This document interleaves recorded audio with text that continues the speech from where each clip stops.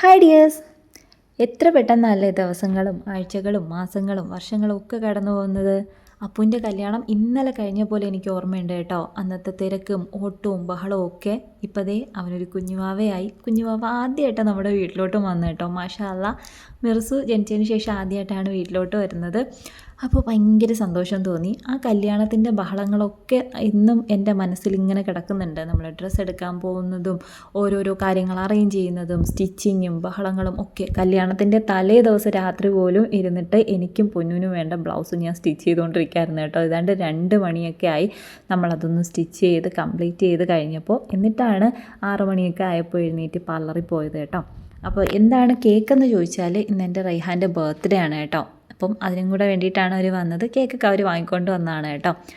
അതിലും ഉണ്ട് എനിക്കിങ്ങനെ എന്താ പറയുക, സന്തോഷമാണോ, എത്ര പെട്ടെന്ന് ഇങ്ങനെ ഓരോ വയസ്സ് കൂടുന്നതെന്നൊക്കെ ഉള്ളൊരു തോന്നൽ കേട്ടോ. റൈഹുവിന് 12 വയസ്സായി. മാഷാ അല്ലാ, ഭയങ്കര അടിപൊളിയാണ് ഇപ്പോൾ ആലോചിക്കുമ്പോൾ. എന്നാൽ എനിക്ക് ഭയങ്കര ഒരു ടെൻഷനോ പേടിയോ ഒക്കെ ഉണ്ടായിരുന്നൊരു സമയമാണ് റൈഹുവിനെ ഞാൻ പ്രഗ്നൻ്റ് ആണെന്ന് അറിയുന്ന ആ സമയം കേട്ടോ. അതെനിക്കിങ്ങനെ മനസ്സിൽ എന്താ പറയുക, മായാതെ കിടക്കാമെന്ന് പറയില്ലേ, അതുപോലെ കിടക്കുന്നൊരു സംഭവമാണ്. 2013 മാർച്ച് 7 ആയിരുന്നു എൻ്റെ കല്യാണം. അതായത് എനിക്ക് 18 വയസ്സുള്ള സമയത്ത് കേട്ടോ. പെട്ടെന്നുണ്ടായിരുന്ന ആലോചനയും കല്യാണവും ഒക്കെയാണ്. നമ്മളിങ്ങനെ ചിന്തിക്കുന്നതിന് മുമ്പ് കല്യാണം കഴിച്ച് വൈഫാവുക എന്ന് പറയത്തില്ലേ, ആ ഒരു സംഭവം. വൈഫായ ഉടനെ തന്നെ ഞാൻ അറിഞ്ഞൊരു സംഭവമാണ് പ്രഗ്നൻ്റ് ആണ് എന്ന് പറയുന്നത്. ഇപ്പോഴത്തെ യൂട്യൂബ് വീഡിയോസിലൊക്കെ നമ്മൾ കാണാറില്ലേ, ഭയങ്കര അടിപൊളിയായിട്ട് റിവീൽ ചെയ്യുക, എക്സൈറ്റഡ് ആവുക, ഹാപ്പി ആയിട്ടിരിക്കുക. പക്ഷേ എൻ്റെ ലൈഫിൽ അതൊന്നുമല്ല സംഭവിച്ചത്. ഞാൻ ഹോസ്പിറ്റലിൽ പോയി, ഞാനും ഇക്കായും കൂടെ പോകുന്നത് കേട്ടോ. ചെക്ക് ചെയ്ത് പോസിറ്റീവ് ആണെന്ന് അറിയുന്ന സമയത്ത് ഞാൻ ഭയങ്കര ഷോക്കായിട്ടിരിക്കുമായിരുന്നു. ഇതിനെ സന്തോഷിക്കണോ കരയണോ, ഇത് എങ്ങനെ എടുക്കേണ്ടതെന്ന് പോലും അറിയാണ്ട് നമ്മൾ ഷോക്കായിട്ടിരിക്കില്ലേ, അതുപോലെ കേട്ടോ. ചിലപ്പോൾ എൻ്റെ പ്രായത്തിൻ്റേതോ അല്ലെങ്കിൽ പക്വതയില്ലായ്മയുടെയൊക്കെ ആയിരിക്കാം. എനിക്ക് ഏറ്റവും വലിയ ആഗ്രഹം എന്ന് പറയുന്നത് ഡിഗ്രിക്ക് പോവുക, അത് കംപ്ലീറ്റ് ചെയ്യുക എന്നുള്ളതായിരുന്നു. ഞാൻ ഡിഗ്രി ഫസ്റ്റ് ഇയറിന് പഠിക്കുമ്പോഴായിരുന്നു കേട്ടോ കല്യാണം. അപ്പോൾ അന്ന് ഭയങ്കര ഒരു എന്താ പറയുക, ടെൻഷനോ എന്തൊക്കെയോ ഉണ്ടായിരുന്നു മനസ്സിൽ. അപ്പോഴൊക്കെ എൻ്റെ അടുത്ത് പറയുമായിരുന്നു, ഈ പ്രായത്തിൽ നിനക്കൊരു കുഞ്ഞുണ്ടായത് വിഷമിക്കേണ്ട കാര്യമില്ല.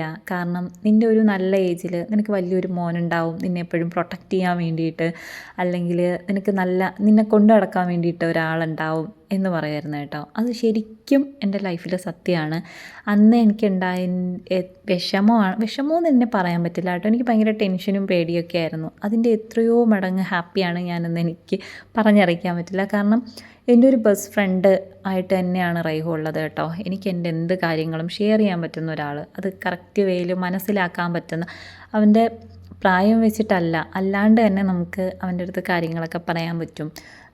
അവൻ്റെ അടുത്ത് അഡ്വൈസുകൾ ചോദിക്കാൻ പറ്റും. എന്തെങ്കിലുമൊക്കെ വിഷമങ്ങളുണ്ടെങ്കിൽ അവന് പെട്ടെന്നത് മനസ്സിലാവും. അങ്ങനെ ഒരു ബന്ധമുണ്ട് കേട്ടോ. അന്നിക്ക പറഞ്ഞത് ഭയങ്കര ശരിയാണ് എന്നെനിക്കിപ്പോൾ തോന്നാറുണ്ട്. കാരണം എൻ്റെ 2 കുഞ്ഞുങ്ങളും അവരുടേതായ കാര്യങ്ങളൊക്കെ നോക്കുന്ന ഒരു ഏജിലോട്ട് എത്തിയിട്ടുണ്ട്. എനിക്ക് എൻ്റേതായ ആഗ്രഹങ്ങളുടെ പുറകെ ഇപ്പോൾ പോകാൻ പറ്റുന്നത് ആ ഏജിൽ എനിക്ക് 2 കുട്ടികളായി അവരെ വളർന്നൊരു സ്റ്റേജ് ആയതുകൊണ്ടാണെന്ന് എനിക്കിപ്പോൾ തോന്നാറുണ്ട് കേട്ടോ. അത് ഞാൻ ഒരു പോസിറ്റീവായിട്ട് എടുക്കുന്നുണ്ടായിരിക്കണം. ഇപ്പോൾ എനിക്കങ്ങനെ തോന്നാറുണ്ട്. കാരണം അവർ 2 പേരും സ്കൂളിൽ പോകുന്നുണ്ട്, അവരുടെ കാര്യങ്ങൾ നോക്കുന്നുണ്ട്. അപ്പോൾ എനിക്ക് എൻ്റേതായ കാര്യങ്ങൾ നോക്കാനുള്ള ടൈമും കാര്യങ്ങളും ഒക്കെ എനിക്ക് ഇപ്പോൾ കിട്ടുന്നുണ്ട്, മാഷാ അല്ലാ. അപ്പോൾ ദേ ഇവിടെ നമ്മുടെ മിർസുവും അന്നമ്മയും കൂടി ഭയങ്കര കളിയും ചിരിയും ബഹളങ്ങളും ഒക്കെയാണ് കേട്ടോ. അന്നമ്മ കേക്ക് കട്ട് ചെയ്യുന്ന സമയത്ത് അത്യാവശ്യം മൂഡ് ഓഫ് ആയിരുന്നു. കാരണം എന്തോ പറഞ്ഞിട്ട് 2 പേരും കൂടെ പിണങ്ങിയിട്ടുണ്ടായിരുന്നു. പിന്നെ കേക്ക് കട്ടിങ്ങിൻ്റെ കുറച്ച് പോർഷൻ ഞാൻ ഒഴിവാക്കി. എന്താ വെച്ചാൽ കേക്ക് കട്ട് ചെയ്യുന്ന സമയത്ത് ഇക്കായും ഉണ്ടായിരുന്നു കേട്ടോ. വീഡിയോയിൽ വരാൻ ഇക്കാക്ക് താല്പര്യമില്ലാത്തതുകൊണ്ടാണ് ആ ഒരു ഭാഗം ഒഴിവാക്കിയത്.